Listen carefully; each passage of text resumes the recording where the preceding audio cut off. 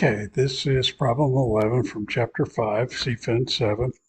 So what we're doing here is we're calculating implied forward rates, and the book uses what's an approximation formula.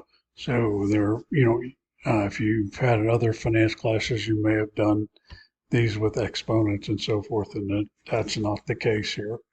Um, so we'll stick with the book's method. But anyway, so the interest rate on 1 year Treasury bond is 0.4%. Interest rate on 2 year Treasury bonds is 0.8%, and the interest rate on 3 year Treasury bonds is 1.1%. So we have an upward sloping yield curve. Using the expectations theory, compute the 1 year interest rates in the second year, or year two only, and then the third year. So what we do is we take the 2 year rate. So for the first one, take the 2 year rate. So we take 2 times the 2 year rate, the 0.8, minus 1 times the 1 year rate. So just the 1 year rate. So that's 1.2%.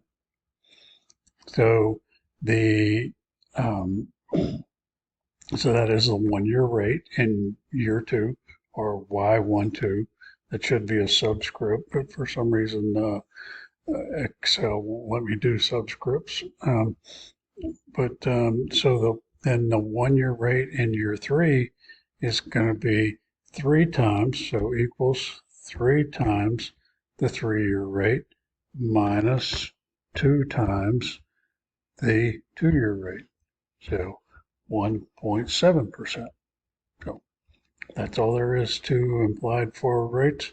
So you just take the year and you multiply it by the rate, and then you subtract it the year for the prior year rate times the prior year rate, and that will give you the 1 year rate.